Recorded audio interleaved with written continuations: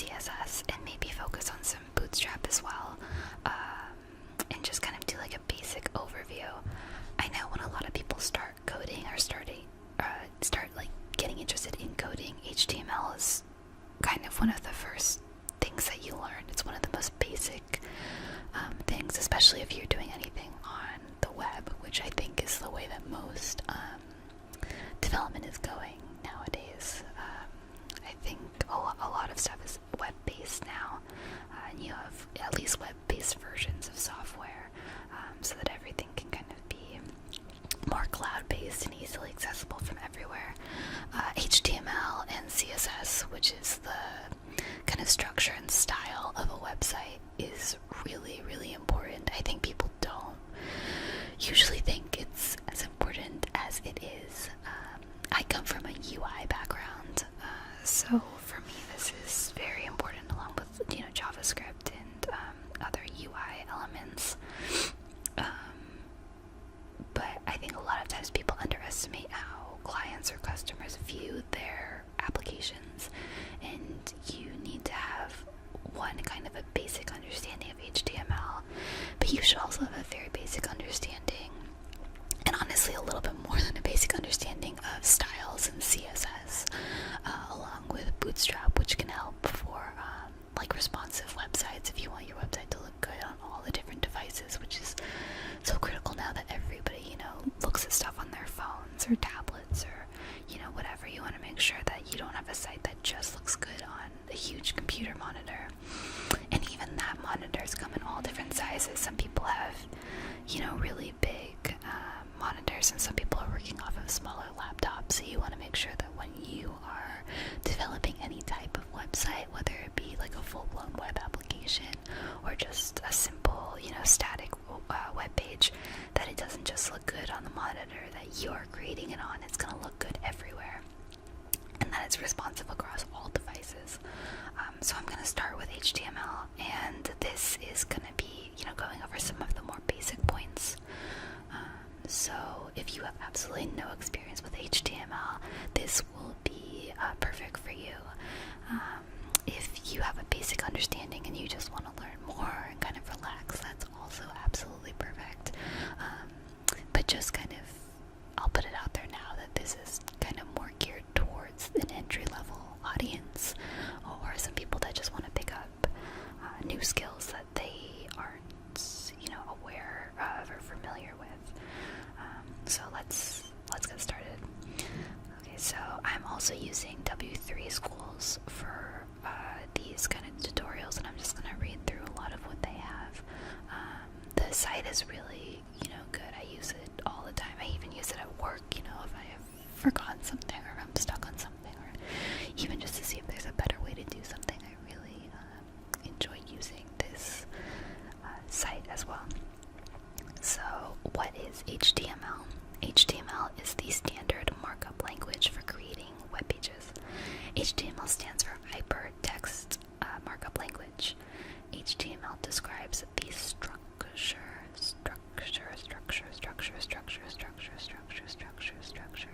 of web pages using markup.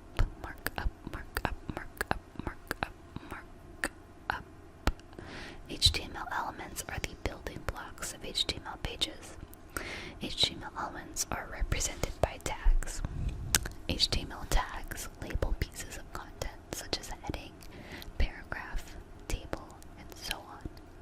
Browsers do not display the HTML tags, but use them to render the content of the page. So in this very simple, straightforward example, we have all of our different tags here. All of your tags are going to have an opening tag, which is here, and then a closing tag, which is here. So the closing tag ends with a slash, and that's how the browser knows that you're done with that section. So here, the page title, you're going to say opening tag here, which is whatever tag you're using inside of these little, like, not brackets, but the little pointer-y things, which have a technical name that, of course, I can't remember right now. And then the closing ones, again, just have a slash. The only one that doesn't have a closing tag is this doc type up here, which just lets the browser know what type of page it is. But we'll go ahead and read down here. So the doc type HTML declaration defines this document to be HTML5. The HTML element is the root element of an HTML page. The head element contains meta information about the document. The title element specifies a title for the document. The body element,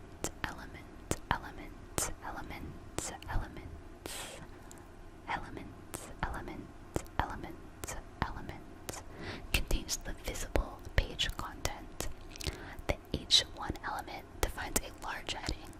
The P element defines a paragraph. So most of what you're going to do is going to be in your body tag here. Your head element, that's where you're going to put everything kind of that you don't need to be seen or want to be seen.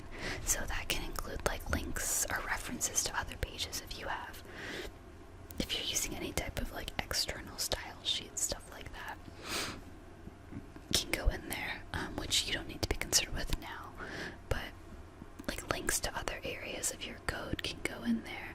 Any type of like metadata would go in the head tag. But again, if you're just creating basic simple HTML pages, you don't need to be worried about that for now. Just know that you can put things like the title of the page, which is what you actually see in the tab. So when you open a new web page, a lot of times in the tab you'll see either the name of the website or the name of the page. That's what that title is. You have your headers, which is H1. They go H1 all the way down to H6. The higher the number gets, so 1, 2, 3, 4, 5, 6. 6 is actually the smallest heading. 1 is the largest. It's like the top heading of all the headings. We'll also let me hit this, try it yourself, and it'll render the page for us. So here, you can actually see H1 is my first heading, which renders here. This is if you were to open an HTML page, this is exactly what it would look like. And here in your paragraph, here is my first paragraph. So this is your most basic kind of text on an HTML page, no styling, nothing. This is exactly how a browser would render it if you just put straight text in a document and opened it up. Okay, so there are a lot of tags that you can learn and play around with and see what they do. Most web browsers are gonna read all of these tags very, very similarly. What's gonna change ever so slightly between browsers could be the styling. So some browsers won't render certain fonts, or the colors will be slightly different. So those are things to keep in mind, along with like devices. So some devices will render colors differently depending on your screen settings. Some devices won't render fonts the same way. So just be very, very aware when you're designing something that it can look slightly different, and you should really test across all browsers anytime you're developing anything. They won't be like majorly different, but there are certain shades will show up differently. Certain fonts will look very different, I'll be honest. So just make sure that you're using like web safe colors, and that all of your fonts have fallbacks, which we can discuss as well. So this is a nice little diagram to show kind of the structure of how a page would show up. HTML is the entire page. That's your tag there. This head is the heading, again with the page title in it. It's not any information that's actually displayed on the page. Head here, your head tags are not the same as a heading inside of the body. Anything in this head tag will not be displayed on the actual page. So that's not for headings, it's not for headers. It's purely just for data that the browser would need and the browser would use, but the clients are not going to need to actually see on the page. And again here, note, only the content inside the body section, the white area above, is displayed in a browser. So we have here all the different versions. HTML5 actually kind of came about in 2014. It is definitely kind of the new standard for HTML. There are various changes. They've deprecated or gotten rid of some of the old stuff. A lot of it has to do with styling, which we can actually, we'll pull some of the changes up here. Do new elements. I don't know. Excuse me. I don't know if this includes the deprecated elements, but there are some things in here such as article. Let's see here. There's some new input types, new syntax. Let's see if we have any of the deprecated. Maybe it's in migration.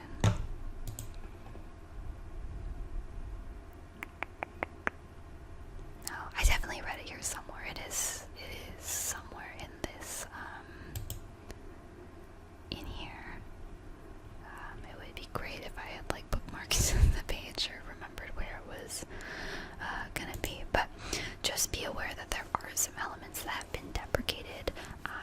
They'll still work across most major browsers. I've seen a lot of like legacy code that hasn't updated. Some of them, for example, were like putting center, right, left styles straight into the tags instead of using the style tag, which we can cover now.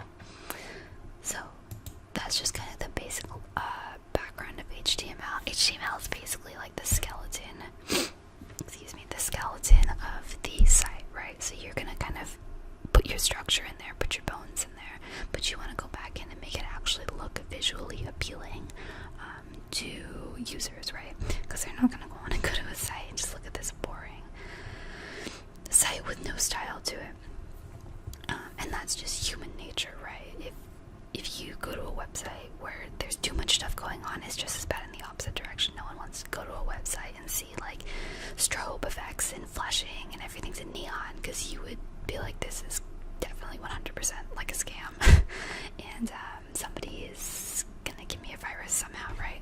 Like, so there's a lot that this style can tell a client in terms of even just like trustworthiness of your site. You want something clean and polished that looks good, something that people are gonna see and think that it looks professional and well-rounded, because you can actually lose a lot of potential clients or customers if they come to a site and think that it looks really like sketchy or dodgy or cheap. So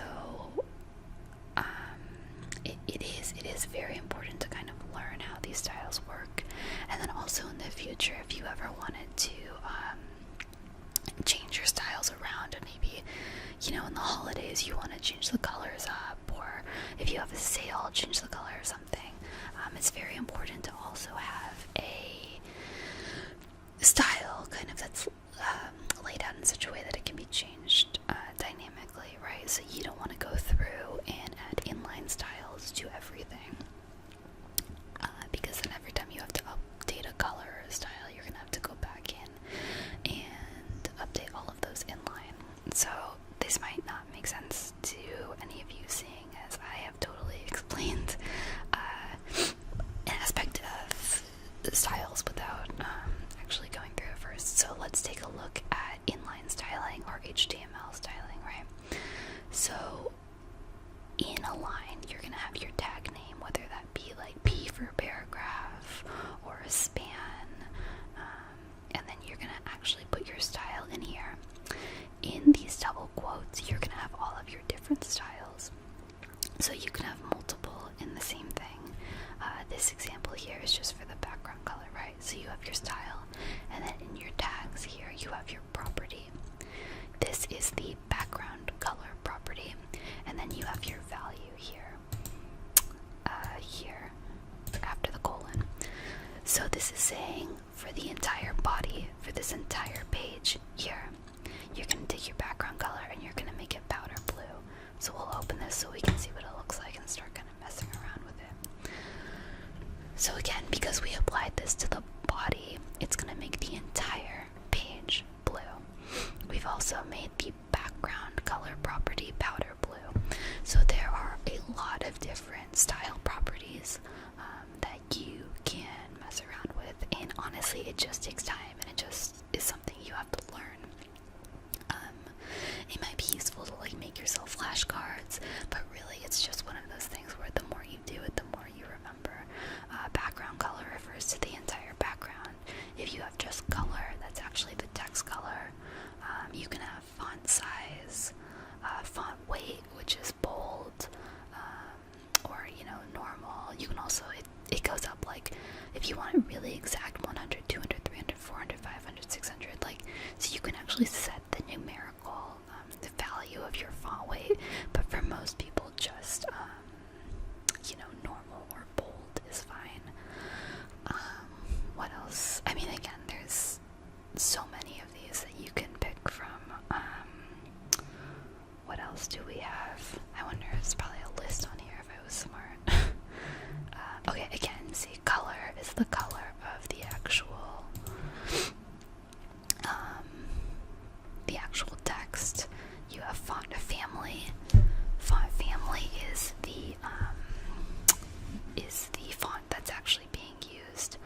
A lot of times if you're doing font family, it's called font family because you would one, it can render differently in each browser, so it's actually a group of fonts. The other thing is you have fallback fonts, so certain browsers won't display certain types of fonts.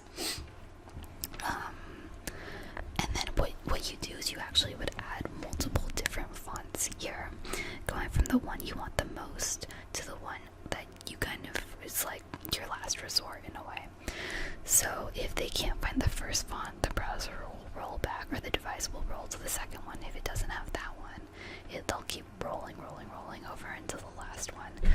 If for any reason it couldn't find any of them, it will go with the default font of the browser, which is like Times New Roman or Arial or something very, very basic. Again, okay, font size. You can do this as pixels. You can do it as point fonts, or you could do it as a percent. I usually do a pixel font, which is actually different than point fonts. So point sizes are like if you open a Word document and you put something in 12-point font, it's actually a different size than 12 pixel font. You can convert them, and there's converters out there. But this is important to remember if you're designing something like an email that's being sent out. The email that's being sent out, it will render differently. So like a 16 pixel font is similar to a 13-point font. So just something to keep in mind, that they are actually different, and you can convert them and get close, but just keep it in mind. Text align, that's another good one. So right, left, or center, depending on where you want everything. So let's go ahead, we'll take a look at this one. So here we go, background color powder blue. Let's go ahead and change that to maybe maroon and run it. See, so now the entire background is maroon. Again, this goes way beyond your standard like rainbow kind of color scheme, right? Like more than red, orange, yellow, green, blue, purple, indigo, violet. You can kind of have a whole variety of colors. Of fire brick, that's another red that I like. It's slightly different. It's a little bit lighter. What else is there? I mean, like dark orange. There you go. So there's colors in there. Again, the more you learn, the more you do, the more different colors you'll remember, and this and that, and they're all in there. We can also go ahead and say maybe we don't want the background color to change, we just want the color of all the font on the page to change. So instead we just want the colors. Again, what we can do instead of changing the body style, so it's not everything on the page that's changing, maybe excuse me, maybe we only want the style.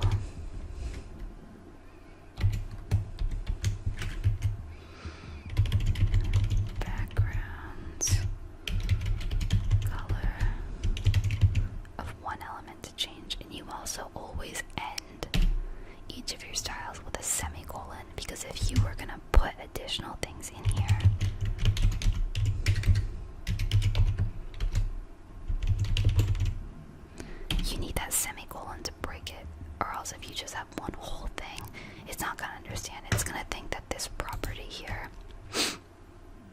actually saying, okay, make my background color red, text align right, and it's going to say, I don't know what color text align right is.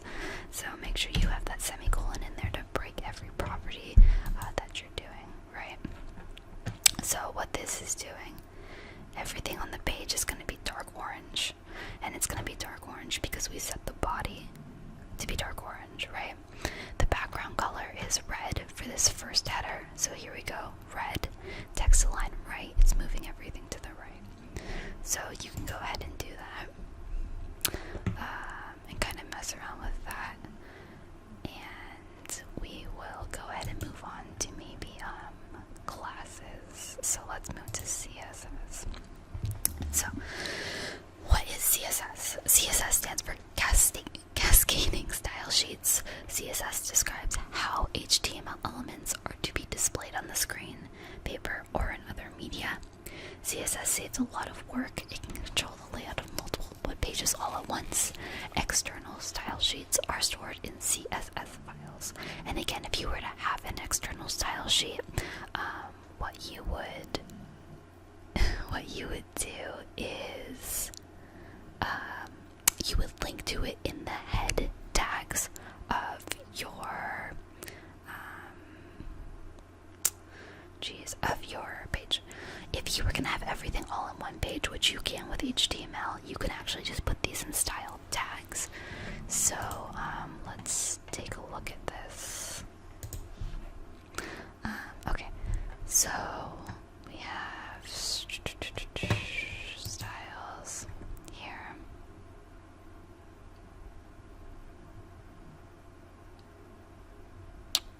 And we will come down and let's see if we can try to find this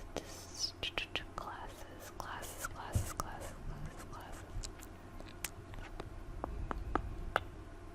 Okay, so here is something that we can discuss. I don't see classes here at all, which is kind of weird. Or maybe it is, maybe it's somewhere and I'm just totally missing it. So basically when we have something like this, let's make a few more paragraphs so we can see what we want. This is a paragraph 2. Let's actually get rid of A. This is paragraph 2. This is paragraph 3. So what we can do here is, let's say we want, we'll run this real quick. We want each of these to be the same color. Or, okay, 2 out of 3 of these we want to be the same color.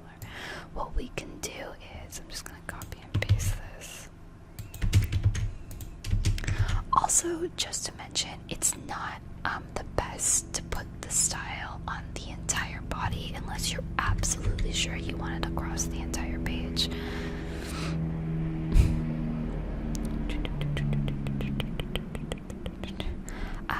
I wouldn't recommend it unless it's something you're absolutely sure you want across the entire page, but most of the time it's really rare that you would want all of the text on all of the page to be like orange or something. So I'm gonna take the style off the body and I'm gonna add the color here, but I'm gonna make it blue, and then same with this one. Put that end tag. Nothing's gonna break if you only have one and forget the end semicolon. See, it's fine, but it's always good practice to put it at the end no matter what. So we took the style of the body, okay, which means that all of the color, all of that orange color came off, and everything went back to the default of black. We have the border color red and the text align bright for this top header, so it still, has a background of red and it's right aligned.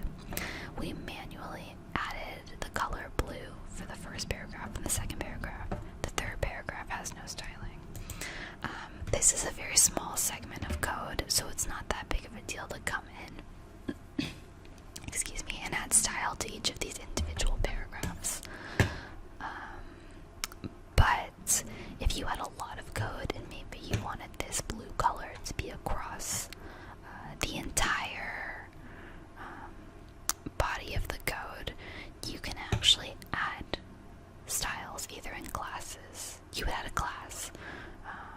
also do it by the ID of the tag, which we don't have either here. We haven't added a class or an ID.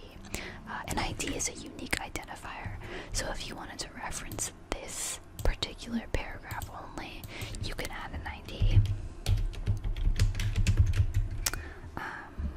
Which actually, this might have been in the HTML section. That's probably why I didn't see it in CSS. First paragraph, paragraph, paragraph, paragraph, paragraph, paragraph, paragraph, paragraph, paragraph, paragraph, paragraph, paragraph, paragraph, paragraph, paragraph. If you wanted to refer to this one specifically, this is more useful when we start to do JavaScript, because maybe for some reason, if something happens on the page, you want to change this text to something else. Maybe I click a button and I want to change it to this isn't a paragraph. I would say go grab whatever's in this ID, this paragraph ID, and do something to that. So really, in terms of styling and just purely HTML and styling, you're going to want to actually work with a class, and something can have a class and an ID at the same time. So that's perfectly fine. And we're going to name it, I'm trying to think. When you style something, you can actually just refer to the element tag in general. So I could say maybe all paragraphs. I want to have blue, and all other divs, all other elements on the page, I want red. Something like that you could do. But I want to refer to this one specifically, maybe just 1 and 2. Not all my paragraphs, just, a few of them. So, paragraph style. So in order to use the class, what we're going to do is we're actually going to make style tags for the actual entire body of the page. So let's close that.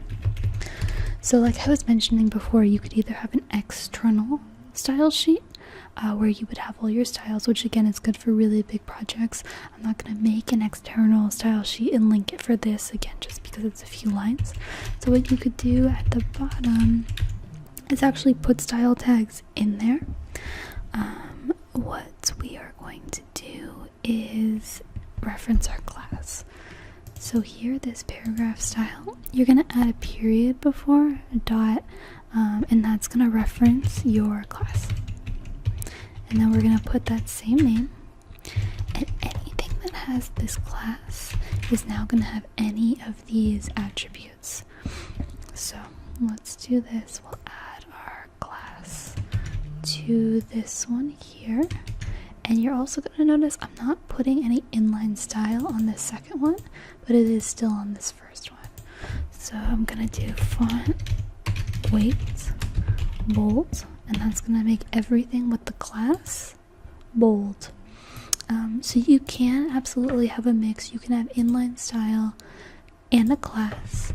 And basically the class is just a way to group everything, right? So I'm saying I want these two to be bold, but only one of the two I want to have blue. So if I actually put a color here and ran this, you'll see it actually only applies to the second one. And this is the case because if you have inline style, it will actually override the class styling, which is why it's very important, again, like I mentioned before, that you structure your styles appropriately so that they can all be changed very easily. Because if I start putting inline styling on everything and then I go, oh, well, I'll just come down here and I'll change it and everything with my classes will change, that's not the case because you've again put inline styling. So you only really want inline styling if you're trying to override what you had before. So just something to keep in mind. You can definitely do inline styling, but it'll make it, harder to change everything later. If I take this inline styling out, actually before I do that, what I'm going to do here is put this keyword important. So important is basically a signifier that your class can override whatever is in your styles. So I know this is kind of probably a little bit confusing at this point, but basically if you have any inline styling, that's gonna override whatever is in your class. If you add important anywhere to any of your styles, that basically means this is it. Use this one regardless of anything else I've ever done. Take this and use it. This is not something that you should just throw in there just because then what's going to happen is if you have one thing that's got to be one way and another thing that's going to be another way, and then you go in and you start trying to change this, you'll find this important that's overriding everything. And again, just keep in mind that this is a very short segment of code, but if you were working in something that had like thousands and thousands of lines of code and you're trying to change one element on one page, you're not going to go all the way down to the bottom.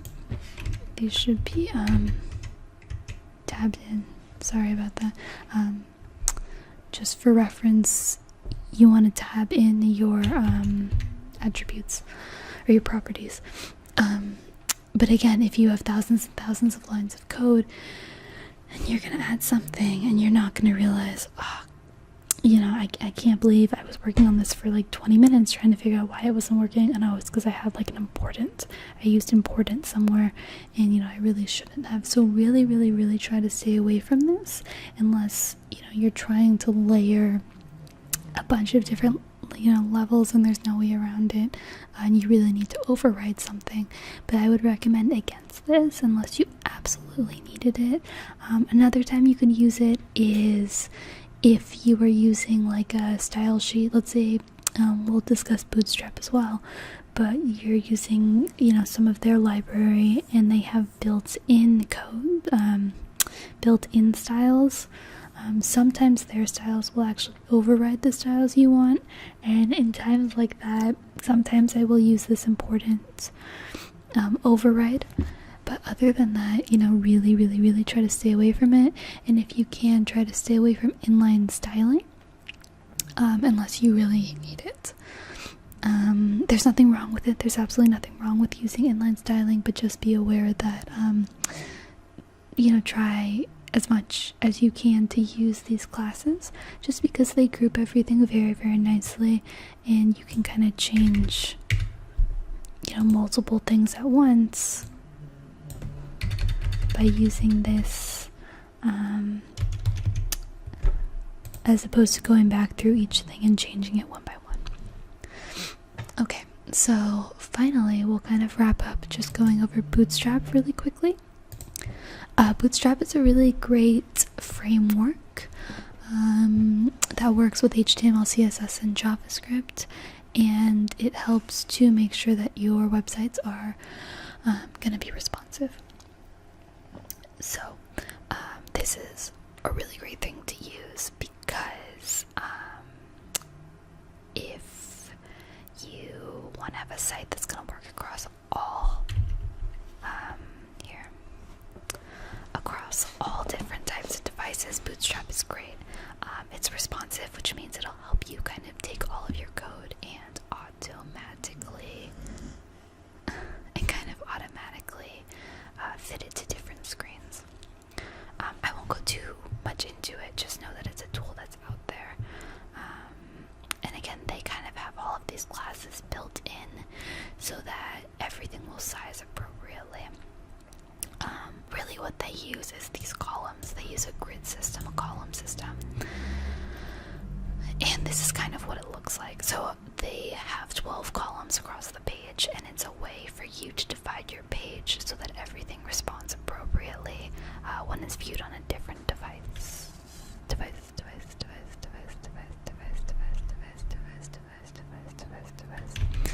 So depending on what you are developing for, if mostly it's going to be a mobile system or it could be used across all different systems, you can use, they have 4 different classes. So XS for phones, screens less than 768 pixels wide, pixel, SM,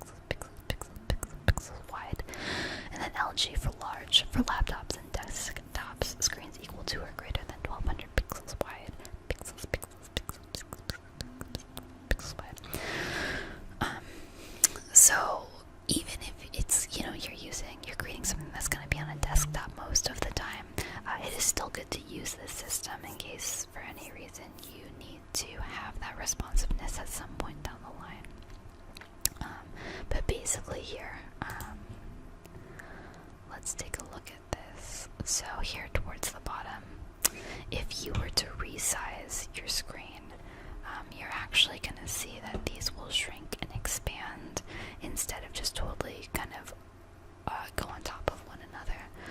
And again, the reason you would use a framework like this is because all of this is built in, and you're not having to make all of these classes and say, okay, well, when I'm using this, if the screen is this big, make it this wide. If the screen is smaller, then proportionally make it smaller. Another good thing to reference here is that you see in these head tags, these are references to external style scripts. So they're in script tags, and they're basically saying, hey, go and grab these files that I need. These are external, the Bootstrap, all of the styles, all of the JavaScript files that they need, as well as jQuery, which is a whole different library. Go grab those and load them with my project. I'm sorry, those are external scripts. These are the external style sheets as well, so you can link to a style sheet just so that you have that CSS, that cascading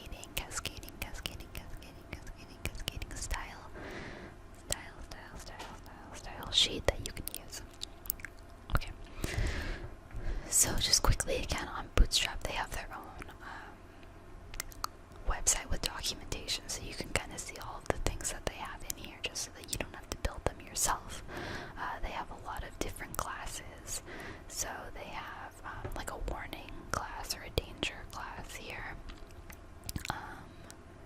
So that, you know, if you use this, anything that's like danger, if an error comes back or a warning message comes back, you can actually use their classes here that they already have, just to kind of, you know, you don't have to build your own classes and make your own. Okay, well, which red do I pick and how do I make it look good? They have a lot of this done already for you here, and again, they have a lot of good examples so that you can go through and see, okay, what's an alert dark, or an alert warning, you know, okay, this red is the alert warning, an alert secondary. There you go, and a simple secondary alert. They'll also have other things like modals, which are little pop-up boxes inside of the actual page. So something that you want, you know, people click on it and a little pop-up comes up. Their buttons are really nice. Same thing, they have a warning button or a danger button. Maybe if you were going to delete something, or if this was, you know, an OK button, just so you have different things, again, already built in. They have different versions, you know, they have these outlines where you hover over them. They have basic buttons where, you know, they just get a little bit darker if you hover. Disabled, you know, so you can't actually click on it. Active, so you can. So they just have a lot of kind of cool stuff in here that's already pre-built for you. It just takes some of the time out of it, so you're not going in there and styling all of your own buttons. But totally kind of up to everyone to use what they want. It's just something that kind of happens to be out there, happens to be really big. A lot of people are using it. It really helps, again, with that responsive aspect. But that's kind of it. That's a very brief overview of HTML, CSS, Bootstrap, kind of just a bunch of different things that are out there for people to use. I can definitely circle back and you know, focus on any of these things for more in depth. I know it's a little bit jumping around here and there, but it's just it's a lot to cover, believe it or not. And so I just wanted to give a very brief, very broad overview and do a few examples here and there. Those w3schools.com